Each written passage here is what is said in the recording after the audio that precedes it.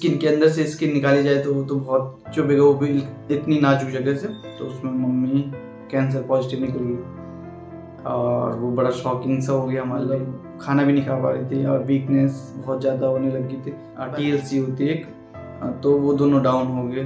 तो फिर मम्मी की कीमोथेरेपी और रेडिएशन थेरेपी उन्होंने बोला रोक दी। कुछ एक टाइम पे ऐसा हो गया था कि मैं चीज़ें भूलने से लग गया था कि जैसे फ़ोन मैंने यहाँ पे रख दिया तो मैं भूल ही जाता। और बहुत सारे लोगों से उम्मीद थी कि वो साथ में खड़े रहते तो एक अलग हौसला मिलता आपको, बट जय बद्री विशाल। ताशु फन टीवी के एक और नए ब्लॉग में सबका स्वागत है। आशा करता हूँ सब लोग बढ़िया फर्स्ट क्लास होंगे और सबके घर पे सब लोग बढ़िया से होंगे। तो ये ब्लॉग स्पेशली बना रहा हूँ मैं, जो अभी हमारी लास्ट 6-7 महीने की मेरी मम्मी की, मेरी पूरी फैमिली की जर्नी रही है। हमारे हॉस्पिटल में किस हिसाब से चक्कर लगे और किस हिसाब से अभी मम्मी का स्वास्थ्य है, किस हिसाब से अभी मम्मी कहाँ पे है, तो उस बारे में पूरी डिटेल्स देना चाहूँगा आप लोगों को। और किस फेज से हम लोग निकले हैं तो उसके बारे में बताना चाहूँगा। तो फिर करते हैं ब्लॉग की शुरुआत। पहले आप लोगों को बता देता हूँ कि मम्मी की तबीयत अभी बहुत बेटर है पहले से। अभी उनकी आवाज़ आने लग गई है और अभी वो पौड़ी में हैं भैया भाभी लोगों के पास। तो भैया भाभी लोग मेरे पौड़ी में ही रहते हैं, गाँव में नहीं है, अभी पौड़ी में हैं, मेन सिटी में, सॉरी सिटी में नहीं, मेन डिस्ट्रिक्ट में है। और मैं गाजियाबाद में हूँ क्योंकि मेरा ऑफिस चालू है। अभी कुछ दिन मुझे ऑफिस जाना होता है, हफ्ते में 2 या 3 दिन, और बाकी दिन मैं घर से काम करता हूँ। तो फिर आप लोगों को पूरी जर्नी बताता हूँ। तो इस साल की स्टार्टिंग में मम्मी की तबीयत होने लगी थी खराब। मम्मी की 2-3 साल से आवाज़ कम होने लगी थी, बट क्या था कि मम्मी जब ज़्यादा काम वगैरह करती थी, गांव में घास वगैरह ज़्यादा लाती थी या लकड़ी वगैरह या कुछ भारी सामान ज़्यादा लाती थी या धूप में ज़्यादा काम वगैरह करती थी, तो उस टाइम पे मम्मी की आवाज़ थोड़ी सी कम हो जाती थी। बट जब नॉर्मल रिलैक्स रहती थी, अपना आराम करती थी, तो उस टाइम पे मम्मी की आवाज़ थोड़ा ठीक रहती थी। बट अभी रिसेंटली क्या हुआ था कि जनवरी फरवरी से मम्मी की आवाज़ थोड़ा कम होने लगी थी। तो उस टाइम फिर भैया ले गए थे मम्मी को देहरादून इंद्रेश हॉस्पिटल में दिखाया। तो उन्होंने CT स्कैन वगैरह करा और दवाइयाँ वगैरह दी। तो उन्हें कुछ मेजर लगा नहीं उस टाइम पे। उन्होंने बोला कि गार्गल करना बार और थोड़ा बातें कम करना, थोड़ा मतलब चिल्लाना चीखना कम, और मतलब खाने पीने में भी थोड़ा परहेज करने के लिए बोला। कुछ दिन तो मम्मी ने दवाइयाँ खाई तो थोड़ा ठीक फील हुआ। बट जैसे ठीक फील होता है तो फिर गांव के लोगों का यही रहता है कि काम करना है, तो गांव में वो बिल्कुल रेस्ट नहीं कर पाते। तो फिर तबीयत फिर से होने लगी वैसी। उसके बाद जब ज़्यादा तबीयत होगी तो फिर मैं ले गया देहरादून। तो पहले मैंने प्राइवेट जो क्लिनिक है वहाँ पे दिखाया, जो ENT स्पेशलिस्ट थे उनको दिखाया। तो उन्होंने बोला कि लेफ्ट वाले वोकल में बोला इनका स्किन बड़ा हुआ है, तो उन्होंने बोला कि उससे टुकड़ा लेना पड़ेगा। उन्होंने कुछ अलग वे में बोला था, वो मेरे को समझ में नहीं आता क्योंकि मैं एक्चुअली अभी तक मैं इतना हॉस्पिटल के कभी चेक करने लगे ना, कुछ मुझे पता था हॉस्पिटल्स के बारे में या मतलब क्या बीमारियां होती हैं। तो फिर उन्होंने बोला कि CT स्कैन वगैरह करवाना पड़ेगा, आप CT का रिपोर्ट लेके आना। तो फिर उसी टाइम भैया भी देहरादून थे। भैया ने बोला एक बार देहरादून में भी, देहरादून जो दून हॉस्पिटल है वहाँ पे भी बहुत अच्छे ENT स्पेशलिस्ट डॉक्टर है। तो फिर हम लोग वहाँ पे गए दून हॉस्पिटल में। तो जान पहचान भी थी वहाँ पे भैया लोगों की, तो हम मतलब बढ़िया से, जो डॉक्टर भी बहुत अच्छे थे। तो उन्होंने बोला कि यहाँ पे लेफ्ट वोकल है, और उन्होंने मुझे पहले बोल दिया था कि हो सकता है कि क्या पता ये कैंसरस भी हो सकता है या इन्फेक्शन हो सकता है। मैंने पहली बार सुना कैंसर का नाम, तो मुझे तो बड़ा डर सा लग गया था, है ना, कभी सुना ही नहीं था। तो मैंने कहा क्या पता इन्फेक्शन होगा, क्योंकि मैंने कैंसर कहाँ से हो जाएगा, ना गुटखा खाती है, ना बीड़ी पीती है, ना कुछ ऐसा खान पान है कि जिससे कैंसर हो जाएगा। तो उन्होंने बोला कि एडमिट करना पड़ेगा, उसके बाद CT स्कैन होगा, एक्सरे होगा और कुछ मतलब नॉर्मल जो ब्लड टेस्ट वगैरह वो होंगे। तो फिर मम्मी को एडमिट करा फ्राइडे को, फिर सैटरडे संडे हुआ, मंडे को या ट्यूसडे को मम्मी का उन्होंने बायोप्सी टेस्ट लिया। मम्मी की तो हालत ख़राब हो गई थी जब वो लिया। आवाज़ तो कुछ टाइम बाद खुल गई थी, बट उस टाइम पे लिया होगा तो थोड़ा स्ट्रेचेस वगैरह भी। तो फिर बड़ा दर्द होता है जब हमारी बाहर से स्किन कटती है, तो उसमें कितना दर्द होता है। तो स्किन के अंदर से स्किन निकाली जाए तो बहुत चुभेगा, वो भी इतनी नाजुक जगह से। तो फिर उन्होंने बोला कि 2 हफ्ते में रिपोर्ट आ जाएगी। तो उस टाइम पे जब उन्होंने बायोप्सी टेस्ट करा था तो मम्मी की आवाज़ भी थोड़ा ठीक हो गई थी और थोड़ा ठीक थी मम्मी मतलब। बट 2 हफ्ते बाद रिपोर्ट आई तो उसमें कुछ निकला नहीं। फिर मैंने डॉक्टर से पूछा, उन्होंने बोला कि कैंसर पॉजिटिव तो नहीं है मम्मी, बट उन्होंने बोला कि हम लोगों ने ऊपर से लिया था टुकड़ा। तो एक काम करते हैं कि आप जो हमने स्लाइड ली है एक बार आप एम्स में दिखा लो, और अदरवाइज आपको अगर दोबारा करवाना है, वैसे दोबारा होगा एक बार टेस्ट। तो फिर हमने पहले एम्स में दिखाया तो वहाँ पे 2 हफ्ते लग गए। कुछ आया नहीं। फिर 20 दिन के बाद वहाँ पे रिपोर्ट आई तो वहाँ पे भी नेगेटिव आई। तो फिर वहाँ पे कुछ काम बनाने, फिर मम्मी की तबीयत खराब होती ही जा रही थी। फिर उसके बाद मैं दिल्ली आया। पहले हम लोगों ने धर्मशिला हॉस्पिटल में दिखाया, तो वहाँ पे चार्जेस बहुत ज़्यादा मांग रहे थे बायोप्सी टेस्ट की। फिर एम्स में मुझे ध्यान आया था कि मेरे एक सब्सक्राइबर भी हैं, उन्होंने एक बार मुझे मिले थे तो उन्होंने बोला था कि ऐसा तो कभी हो ना कि तेरा कभी एम्स में चक्कर लगे, बट कभी भी होगा तो एक बार मेरे को बता देना। तो फिर लकीली उनका नंबर मेरे पास सेव था और उनकी वाइफ का नंबर भी मेरे पास सेव था, तो मैंने उनसे कांटेक्ट करा और फिर उन्होंने मतलब उनके थ्रू हमने एम्स में दिखाया मम्मी को, तो जल्दी से हमारा नंबर वगैरह आ गया। बहुत ईजी हो गया था हमारे लिए एम्स में मिलना। वैसे तो लाइन में तो वहाँ पे खड़ा होना ही पड़ता है, बट फिर भी इतना ज़्यादा हम परेशान नहीं हुए। तो पहली बार गए हम लोग, मम्मी का टेस्ट वगैरह करा उन्होंने, बायोप्सी टेस्ट, उसमें भी नॉर्मल। डॉक्टर ने बोला कि एक बार फिर से होगा ताकि हमारा पूरा डाउट क्लियर हो पाए कि कैंसरस है या नहीं है।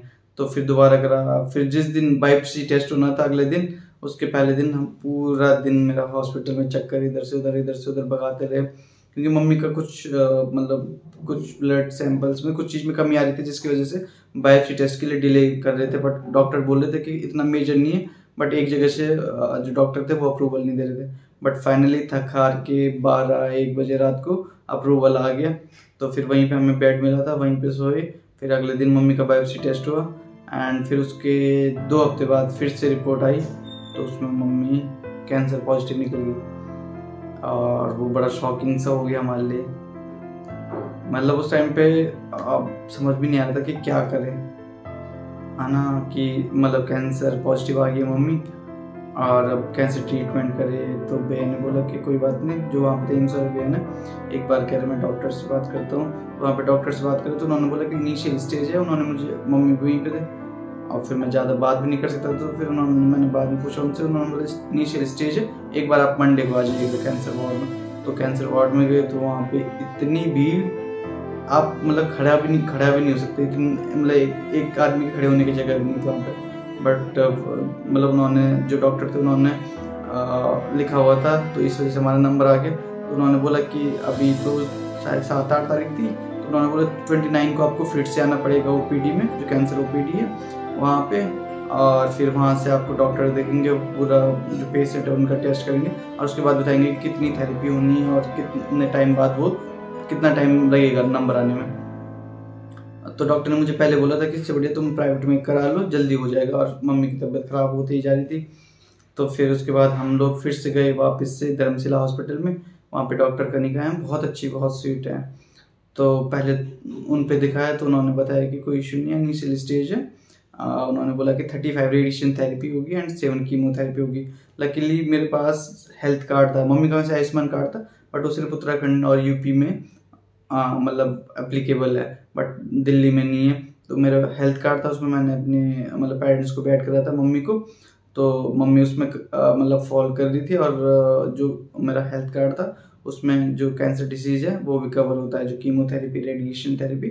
तो उसकी वजह से फिर हमें जो भी ट्रीटमेंट का था 2 लाख के अराउंड कीमोथेरेपी का था, और सॉरी रेडिएशन थेरेपी का था। और उसके बाद 7 कीमो थी, तो हर कीमो को 15,000 के अराउंड लमसम था। तो उसमें से हमें कुछ अमाउंट 25 या 30% या 40% हमें ही पे करना होता था। बट ये था कि जो मोटा था वो थर्ड पार्टी पे कर रही थी, जो हमारी इंश्योरेंस कंपनी थी। तो वहाँ से फिर हमने धर्मशिला में पहले जो रेडिएशन डॉक्टर थी, डॉक्टर कनिका, उनसे दिखाया। और फिर जो कीमोथेरेपी स्पेशलिस्ट थे डॉक्टर डेनी गुप्ता, तो फिर उन पे दिखाया। तो पहले 2 वीक तो सही थी मम्मी की, मतलब ट्रीटमेंट शुरू हो गया था, कीमो भी सही थी। बट 2 वीक के बाद जब कीमो का शुरू होना शुरू पड़ा तो, और रेडिएशन का भी, मम्मी के छाले वाले होने लग गए गले के अंदर, फिर टेस्ट आना बंद हो गया, मतलब खाना भी नहीं खा पा रही थी और वीकनेस बहुत ज़्यादा होने लगी थी। तो पहले तो हम लोग क्या करते थे कि यहाँ से ऑटो में जाते थे, फिर वहाँ से मेट्रो में जाते थे, और मतलब ऐसे शेयरिंग में जाते थे। बट जब मम्मी चलने लगी तो उसके बाद से हमने बहुत साइड कैब लगवा दी, तो कैब में जाते थे, आते थे। बट 3-4 थेरेपी के बाद मम्मी का बिल्कुल वेट डाउन हो गया, 7-8 किलो वेट डाउन हो गया, और परेशान भी होने लगी मम्मी ना। और फिर मतलब भैया भाभी भी आ रखे थे, दीदी भी आ गए थे कुछ टाइम बाद। ऊपर दीदी लोग और थे, बगल में भी दीदी लोग और थे, और इधर एक दीदी रहती मेरे विजयनगर में। तो बहुत सारे हमारे रिलेटिव थे, और भी रिलेटिव थे जो मतलब प्रॉपर आई जा रहे थे। और मतलब ये हो जाता है कि वैसे तो किसी के आने से तो मतलब इतना वो नहीं है कि एकदम से मरीज ठीक हो जाए, बट अपने सराउंडिंग में लोग देखता है तो एक अच्छी फीलिंग आती है, एक पॉजिटिव वाइब्स आती है, और थोड़ा मन थोड़ा हट जाता है उस चीज़ से कि अगर आदमी अकेले रहे तो फिर माइंड में वही चीज़ हिट होती रहती है कि मैं ठीक होंगी नहीं होंगी। बट जब अपने अपने खास लोग आसपास दिख जाते हैं तो एक मतलब किसी को भी अच्छा ही फील होता है। तो बहुत सारे हमारे रिलेटिव लोग आए और बहुत मतलब अच्छा माहौल बना के जाते थे सब लोग। थोड़ा मम्मी इमोशनल हो जाती थी, है ना, वो हो ही जाता है, जो बीमार रहता है, जो जिस पे गुजर रही है उसी को पता चलता है। बट लकीली वो मतलब वो टाइम भी निकाल दिया था। अब बारी थी छठी कीमोथेरेपी की, तो उसमें उन्होंने बोल दिया कि मम्मी की प्लेट्स वगैरह डाउन होगी, रेड ब्लड सेल्स होते हैं और TLC होती है एक, तो वो दोनों डाउन हो गए। तो फिर मम्मी की कीमोथेरेपी और रेडिएशन थेरेपी उन्होंने बोला रोक दो कुछ टाइम के लिए। फिर उन्होंने इंजेक्शन वगैरह लगाए जिससे थोड़ा सा बढ़ा, तो फिर 4 या 5 दिन बाद फिर से कीमो चढ़ी और फिर रेडिएशन हुई। बट उसके बाद जब लास्ट 3 रेडिएशन रह गई थी और 1 कीमो रह गई थी, तो उसमें तो बड़ी दिक्कत होगी। उसमें मतलब हम लोग 2 हफ्ते तक जाते रहे, तब जाके मम्मी का मतलब हर दिन इंजेक्शन लग रहा था, और वो इंजेक्शन भी कोई 5,000 रुपये का, कोई 3,000 रुपये का, तो ऐसे ही था मतलब उस टाइम पे। बट हम सोच रहे थे कि कैसे भी करके थोड़ा प्लेट्स वगैरह बढ़ जाए, जिससे कि मम्मी की लास्ट जो थेरेपी हो जाए वो कंप्लीट हो जाए, उसके बाद मम्मी को थोड़ा रिलैक्स मिल जाए। बट लकीली वो भी हो गई थी। बट तब तक मम्मी का वेट भी बहुत ज़्यादा डाउन हो गया था, और साथ में क्या कहते हैं, फूड पाइप लग गया था, क्योंकि खाना खा नहीं पा रही थी तो फूड पाइप लग गया था। फिर ये था कि साथ में भाभी भी थी और दीदी भी आ गई थी, तो फिर थोड़ा इजीली हो जाता था कि मम्मी के लिए ना, कि खाना वाना खिलाने के लिए, और फिर ऊपर दीदी लोग और भी थे। तो फिर इस हिसाब से हमारा पूरा मतलब ये वाला फेज निकल गया। अभी मम्मी लोग और घर चले गए। बाकी मेरा कैसा रहा पर्सनली, तो एक्चुअली स्टार्टिंग में तो आपके मतलब आप लोग व्लॉग देख रहे होंगे, फेस में तो एक स्माइल आई जाती है चाहे वो नकली हो चाहे असली हो। बट मैं कभी भी वीडियो बनाता हूँ, मैं ट्राई करता हूँ कि अपने फेस में स्माइल हो, ताकि जो लोग भी देखे वो थोड़े अगर डल भी फील कर रहे हैं तो एक स्माइल देखे उन पर भी एक पॉजिटिव वाइब्स आ जाए। बट अंदर ही अंदर मुझे पता है कि मैं किस दौर से गुजर रहा था। तो उस टाइम पे मेरा इतना अजीब सा शेड्यूल हो रखा था, मतलब जब से मम्मी के साथ हॉस्पिटल के चक्कर लग रहे थे, तो उस टाइम से तो मेरा ऐसे हो गया था कि अगर मुझे रात को 3 बजे भी सुलाओगे, बोलोगे कि 5 बजे उठना है, तो मैं आराम से 2 घंटे में ही, चाहे नींद पूरी नहीं होगी बट 5 बजे मैं उठ जाऊँगा। और फिर उस टाइम पे एक्चुअली जब तुम्हारा टाइम बेकार चलता है तो चीज़ें मतलब नहीं होती जैसे तुम उनको मैनेज करके चल रहे थे या जैसे तुम चाह रहे थे, किस हिसाब से वो नहीं होती। तो उस टाइम पे मेरे ऑफिस में भी थोड़ा मतलब मेरे काम अच्छे से नहीं हो रहा था। बट लकीली कि मेरा ऑफिस स्टाफ बहुत अच्छा है, मेरे जो मैनेजमेंट लोग हैं, ऊपर लोग हैं, वो बहुत काफ़ी सपोर्टिव है। हालांकि मेरा उस टाइम पे काम भी अच्छे से नहीं जा रहा था, मतलब होता है ना जब तुम्हारा टाइम खराब रहता है तो चीज़ें तुम्हारे हिसाब से नहीं चलती। बट लकीली वो टाइम भी निकल गया। बट उस टाइम पे मेरा शेड्यूल था कि मम्मी को हॉस्पिटल लेके जाऊँ, फिर हॉस्पिटल से आओ, फिर ऑफिस का काम करते करते 1-2 बज जाते थे। उसके बाद फिर फिर वही सुबह 3-4-5 घंटे जितने भी घंटे सोए तुम, नींद पूरी करे, फिर हॉस्पिटल जाओ। और इतनी सारी चीज़ें आपको मैनेज करके चलनी होती है कि एक टाइम पे ऐसा हो गया था कि मैं चीज़ें भूलने से लग गया था, कि जैसे फ़ोन मैंने यहाँ पे रख दिया तो मैं भूल ही जाता था कि मैंने फ़ोन यहाँ पे रखा हुआ है, फिर मैं ढूंढ रहा कहाँ रखा होगा। तो बहुत सारी चीज़ें स्लिप होने लग गई थी। बट लकीली अभी नॉर्मली गाड़ी अभी पटरी में आने लगी, तो नॉर्मल लाइफ अभी लग रहा है कि हो जाएगी। अभी लास्ट टाइम अभी मेरी फ्रेंड की शादी थी, तो वहाँ पर जाकर मैं थोड़ा रिलैक्स हो गया था, क्योंकि मम्मी चली गई थी घर, क्योंकि उससे पहले भी 2-3 शादियाँ थी। बट वहाँ पे था तो मैं ट्राई कर रहा था कि मैं एंजॉय करूँ। बट वही है, दिमाग में वही चलता रहता है, जब तक चीज़ें सॉर्टेड न हो, घर पे परेशानी चल रही है, तो तुम कहाँ खुश रह पाओगे बाहर। बट अकेली तब तक मम्मी की थोड़ी अभी आवाज़ भी खुल गई है और अभी खाना वाना खाने लगी। तबीयत इतनी सही तो नहीं है, बट जनवरी में बुलाया अभी डॉक्टर ने, तो जनवरी में नॉर्मल कुछ टेस्ट हैं, KFT, CBC, LFT, तो वो चीज़ें चेक करेंगे, देखेंगे मम्मी की बॉडी में प्रोटीन, हीमोग्लोबिन, TLC वगैरह कैसा है अभी चल रहा है। उसके कुछ टाइम बाद शायद वो MRI या CT स्कैन या जो भी PET स्कैन जो भी करने को बोलेंगे, तो उससे पता चल जाएगा कि कैंसर खत्म हो गया नहीं हो गया। बट बाकी मुझे बहुत सारे लोग मिले उस टाइम पे, बहुत सारे लोगों के वेल विशेस आए थे कमेंट बॉक्स में और पूछते रहते थे, तो थैंक यू सो मच। आप लोगों की वेल विशेस से अभी मम्मी ठीक है, होपफुली परफेक्टली फाइन हो जाए कुछ टाइम बाद, है ना। तो फिर बाकी ऐसी थी जर्नी, है ना, अप्स एंड डाउन वाली बात थी। बहुत सारे मेरे मतलब ऐसा होता है कि इस टाइम पे जब बुरा टाइम रहता है तो उस टाइम पे पता चलता है कितने लोग आपके साथ है, तो उस चीज़ का भी रियलाइजेशन हुआ। और बहुत सारे लोगों से उम्मीद थी कि वो साथ में खड़े रहते तो एक अलग हौसला मिलता है आपको, बट अनफॉर्चुनेटली वो लोग नहीं थे साथ में, तो वो चीज़ें थोड़ा दिमाग में लगी जाती हैं। हालांकि मेरा दिल तो बड़ा वो है सॉफ्ट स्पोकन, अगर कोई किसी से मेरी लड़ाई भी हो रही है, अगर वो प्यार से बात कर दे या बात हो जाए या उसको परेशानी में देख दे तो पिघल जाता है या भूल जाता हूँ कि मेरा जब बुरा टाइम था वो लोग मेरे साथ नहीं थे। बट कोई बात नहीं, जो होता है अच्छे के लिए होता है। इसी चीज़ को हम लाइफ में अप्रोच करते हैं। बुरा टाइम था और किसी की लाइफ में आता है, इतना ईजी नहीं है लाइफ सर्वाइव करना। तो कोई बात नहीं, अभी बुरा टाइम है, अभी अच्छा टाइम भी आएगा और जल्दी से जो लाइफ है वो नॉर्मल पटरी में आ रही है। तो फिर आपके लिए अच्छे वाले ब्लॉग्स भी आएंगे और बाकी मैं आपको अगले वाले ब्लॉग में बताऊंगा कि मैंने गढ़वाली में ब्लॉग बनाना अब क्यों कम कर दिया है। उसके पीछे बहुत सारे रीजन है, वो बताऊंगा आपको अगले ब्लॉग में। बट अभी ये ब्लॉग खत्म हो रहा था, अभी तक आप लोग सैड स्टोरी सुन रहे थे। बट अभी हम लोगों ने जब भैया भाभी लोग बोलते तो उस टाइम पे हमने उनकी एनिवर्सरी मनाई थी यहाँ पे, तो उसके कुछ क्लिप्स हैं वो देख लीजिए आप, और उसके बाद फिर ब्लॉग खत्म करते हैं। इधर का भी तो फोटो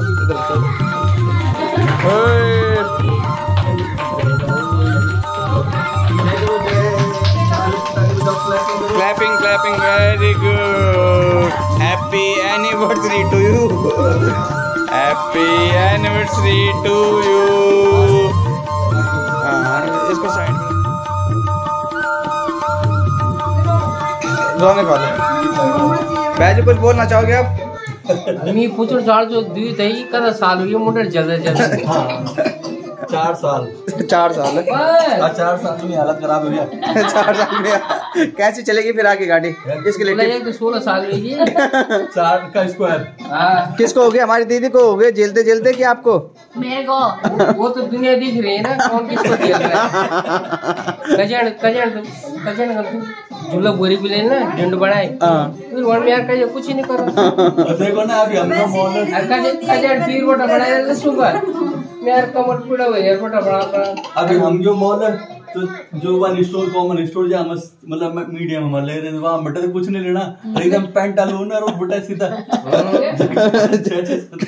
आज ही आज मुंडन मुंडन देख ले नीचे कजन का हमारा ऑफिस बढ़ाओ तो मुंड बदी रहे मुंडर बीच मुंडर दिया भाई के ऐसा जरा छुई लगा। चलो यार भाई टूट पड़ो। हाँ और क्या आदि कमान। हाँ अरे हमने एक लाना था, तुम कल खिलाएंगे आदि को। भाई अपन पिज्जा खाएंगे बस, मीठा नहीं ज्यादा है। अरे आजा आदि अग्रिम भाभी को केक तो खिला दे। अग्रिम देख लाती तो भैया क्या है रोनी उधर चॉकलेट तो देख ताऊ जी क्या दे रहे हैं भैया लाए पकड़। अबे सुभाष को भी तो खिलाओ, उसकी भी तो है। हां यार वो इधर पहले तो मैं हूँ उसे कोई नहीं खिला रहा। सुबह से यार तो बकुर मिली बड़ा है वो। हाँ सही बात है। हाँ बकुरंग ने पहले वाले 5-6 आदमी छी अरे आई लोग 15 फिर वाले हम तो गड़ल था पैण रूम मर से हमारा तुमसे और क्या और वाला हमारे गारा मुंड और दूसरा मुंड पर चल गया कपिल से लेके ला। सही बात है। ये प्रसाद मतलब जो जगनी बोले तुम्हारे मुंडा पर मुंड पर चिपकाए मिले दोनों का तो खुश हुए जा वही तो तू ये कपिल आज लो भाई रोनी से कहना नहीं बस रोनी का मन भर गया आज मॉल में ही। चलो कपिल पता के लिए खुश हुए क्या रास्ता क्लियर हो गया वो दिन बटे हैं। अब मेरी बारी उसकी बारी है बस इधर के लास्ट।